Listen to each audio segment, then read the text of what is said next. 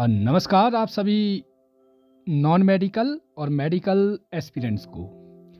पूरी वीडियो सुनिएगा, आपको बड़ी सारी बातें बतानी है।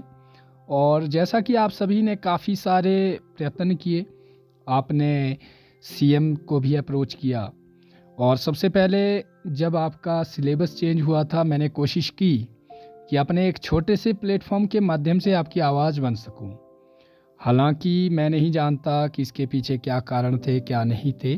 और उस दिन भी मैंने कहा था वीडियो बनाते वक्त कि आपके सिलेबस का मुझे उतना ज्ञान नहीं है, लेकिन फिर भी आप सभी की जो प्रॉब्लम थी वो जायज़ थी।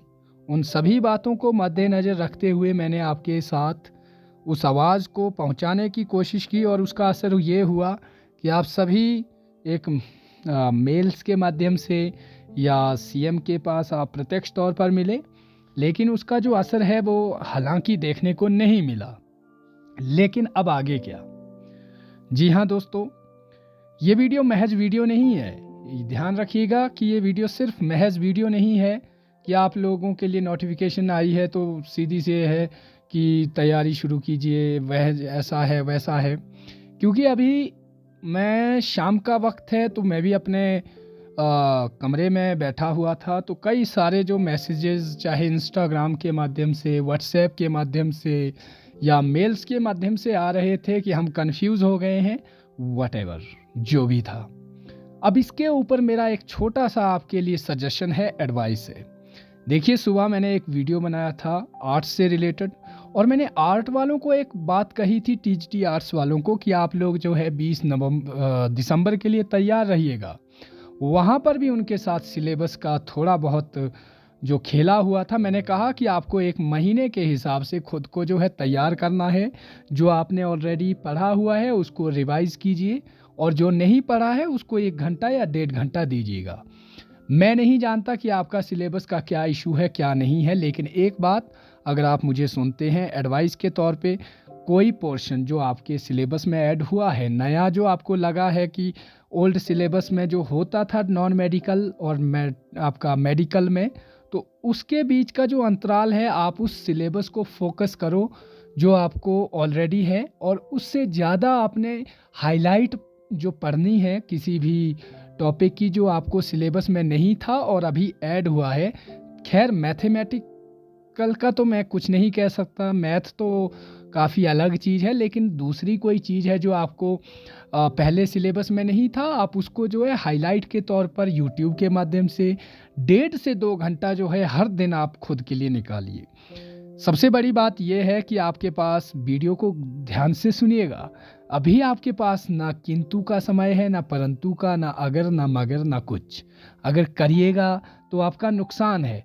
आप कमेंट कीजिए, धड़ाधड़ कीजिए कि ऐसा कौन सा जस्टिस है हमारे साथ, ये कोई इनजस्टिस हुआ है हमारे साथ। तो अभी मैं प्रैक्टिकल तौर पर बात करता हूँ कि आप लोगों के साथ जो है अगर इनजस्टिस हुआ भी है तो अभी कोई फ़ायदा नहीं है, क्योंकि चिल्लाने का कोई फ़ायदा नहीं है दोस्तों। अभी आपको समय है अपने करियर के ऊपर फोकस करने का। आपको समय है कि अभी आप जो है, अगर आपके पास वन लाइनर्स किसी भी सब्जेक्ट से रिलेटेड आपके पास बुक्स है, नोट्स है, खरीदिए। आपको 300 रुपये के कहीं कोई बुक्स के नोट्स मिलते हैं वन लाइनर, उसे पढ़िए, क्योंकि कोई सिलेबस न्यू ऐड हुआ है तो वहाँ से जो है हल्के फुल्के जो क्वेश्चंस है वो आने की पॉसिबिलिटीज़ रहती है।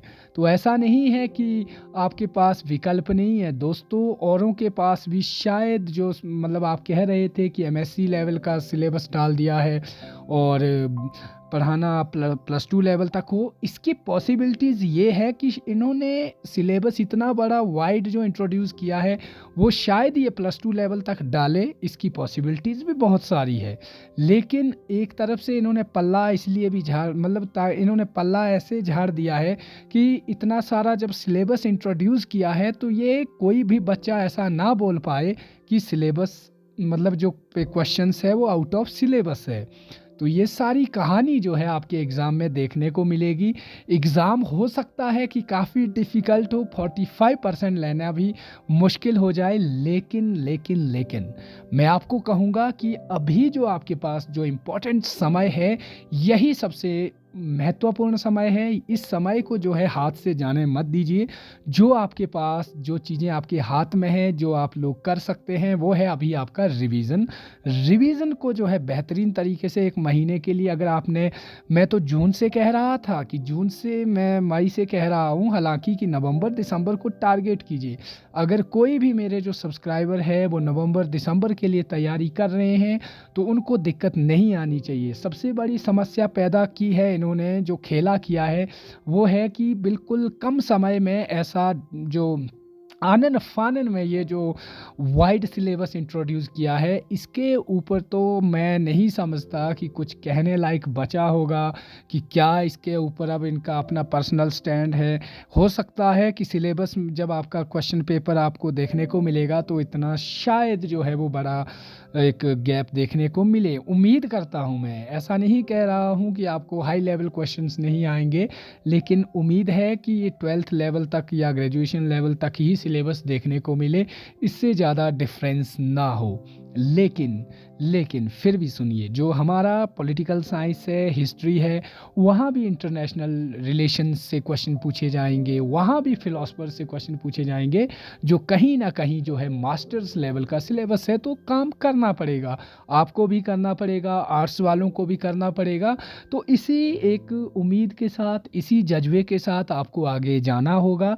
मैं ये पॉजिटिविटी के लिए नहीं बना रहा हूँ कि पॉजिटिविटी हर समय अच्छी नहीं होती। अभी आपको जो है काम करना है, बेशक आप नेगेटिव रहो या पॉजिटिव रहो। एक तरफ अगर पॉजिटिव भी रहोगे तो भी अच्छी बात है, नेगेटिव रहोगे तो कोई फ़र्क नहीं पड़ेगा, क्योंकि कोई ना कोई तो काम कर रहा है। आप नहीं करेंगे, 169 सीटें हैं, 353 सीटें हैं, 425 सीटें हैं, तो कोई ना कोई तो मेहनत कर रहा है। तो इन चीज़ों से आपने दूर रहना है कि अब क्या है क्या नहीं है, क्या मेल करना है क्या नहीं करना है। ये सभी बातें जो है अब फालतू की ढकोसला बातें हैं।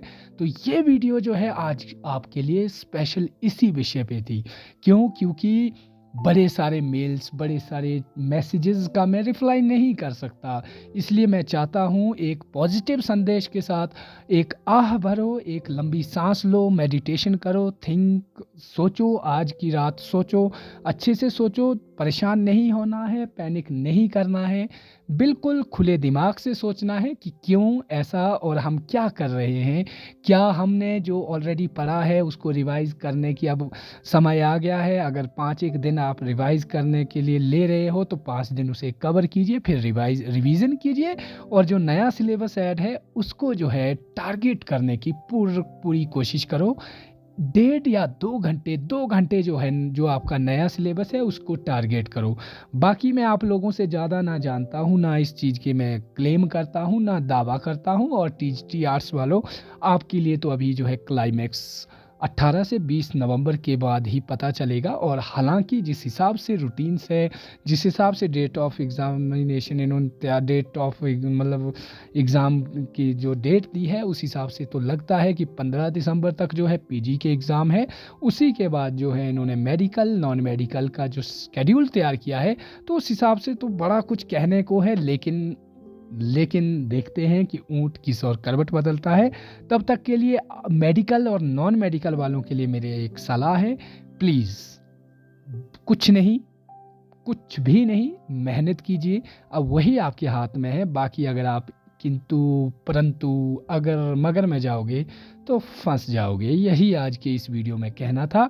बाकी मेरी तरफ से आपको ढेरों सारा प्यार, ढेरों शुभकामनाएं। धन्यवाद।